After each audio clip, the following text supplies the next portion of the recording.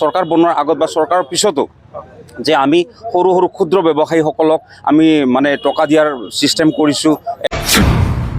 তেখেতসকলক সুধিছোঁ, কোনেও কিন্তু এই টকা পোৱা বুলি স্বীকাৰ কৰা নাই আৰু তেখেতসকলে নিশ্চয় মিছা কথা কোৱা নাই। গতিকে অতি দুৰ্ভাগ্যজনক যে ইমান মিছলীয়া ধৰণে তেওঁলোকে চৰকাৰ চলাই আছে আৰু আগন্তুক দিনত যে তেওঁলোকে এই BTCৰ পৰা উৎখাত হ'ব সেইটো কিন্তু খাটাং।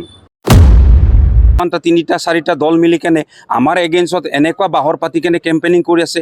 মানে তেওঁলোকে ঠায়ে ঠায়ে সভা সমিতি পাতিছে, মানে মন্ত্ৰী MLA ইয়াত নামিব লগা হৈছে। গতিকে তেওঁলোকে নিশ্চয় ভয় খাইছে। আমি এইটো কিন্তু আমি খাটাংকৈ ক'ব পাৰোঁ যে BPF দল আজিৰ দিনত কিন্তু শক্তিশালী। কাৰণ চাওক, BPFৰ পিনৰ পৰা আমাৰ যিটো বজাৰৰ এই অনুষ্ঠান লোৱা হৈছে এইটো অতি সফল হোৱা বুলি আমি ভাবোঁ।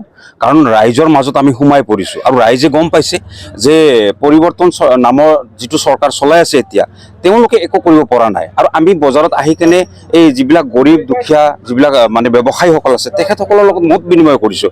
আৰু মত বিনিময়ত আমি এটা কথা গম পালোঁ যে যিবিলাক প্ৰতিশ্ৰুতি প্ৰমোদ বড়োদেৱে দিছিলে চৰকাৰ বনোৱাৰ আগত বা চৰকাৰৰ পিছতো যে আমি সৰু সৰু ক্ষুদ্ৰ ব্যৱসায়ীসকলক আমি মানে টকা দিয়াৰ চিষ্টেম কৰিছোঁ, 1 লাখ 2 লাখ যিমান পাৰোঁ আমি দিম বুলি কৈছিলোঁ। কিন্তু আজি আমি যিমানজন ব্যৱসায়ীৰ ওচৰত গৈছোঁ তেখেতসকলক সুধিছোঁ, কোনেও কিন্তু এই টকা পোৱা বুলি স্বীকাৰ কৰা নাই আৰু তেখেতসকলে নিশ্চয় মিছা কথা কোৱা নাই। গতিকে অতি দুৰ্ভাগ্যজনক যে ইমান মিছলীয়া ধৰণে তেওঁলোকে চৰকাৰ চলাই আছে আৰু আগন্তুক দিনত যে তেওঁলোকে এই BTCৰ পৰা উৎখাত হ'ব সেইটো কিন্তু খাটাং।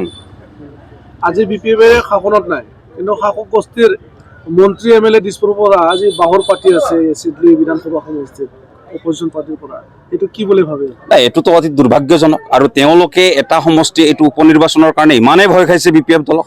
BPF দল অকলশৰীয়া আজি তেওঁলোকে ইমানটা 3-4টা দল মিলি কেনে আমাৰ এগেইনষ্টত এনেকুৱা বাহৰ পাতি কেনে কেম্পেইনিং কৰি আছে।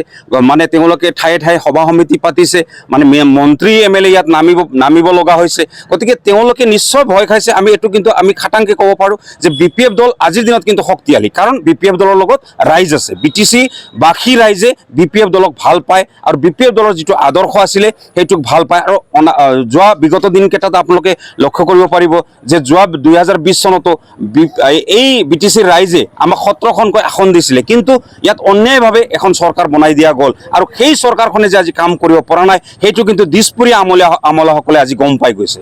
চাওক, আজি চিডলি উপ নিৰ্বাচনত আমি যিখিনি BPF দল হিচাপে আমি চুপাই সৰু সৰু মিটিং কৰি আহিছোঁ, ইয়াৰ পৰা আমি স্পষ্ট গম পাইছোঁ যে অহা 13 তাৰিখৰ নিৰ্বাচনত চুদ্ৰ কুমাৰ বসুমতাৰী এককভাৱে উইনাৰ হোৱাটো খাটাং।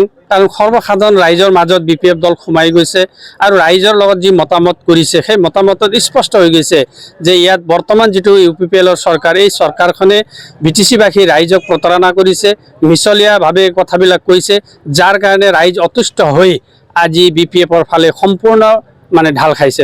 গতিকে তাৰ বাবে আমি স্পষ্ট হৈছোঁ দল হিচাপে যে চিডলি সমষ্টি আমি এককভাৱে উইনাৰ হ'ম। তাৰপিছত 2025 চনত যিটো BTC নিৰ্বাচন, এই নিৰ্বাচনতো একক সংখ্যাগৰিষ্ঠৰে হাগ্ৰামা মহিলাৰী ছাৰে চৰকাৰ গঠন কৰিব পাৰিব বুলি আমি আশাবাদী। কিমান ভোটৰ ব্যৱধানত জিকিব বুলি ভাবে? চাওক, সেইটোতো এতিয়া ইয়াত BJP, UPPL, AGP আৰু তাৰ লগতে ছাত্ৰ সংগঠন এপছুৰ দৰে ছাত্ৰ সংগঠন এটা লগ লাগি তেওঁলোকে নিৰ্বাচনত নামিছে।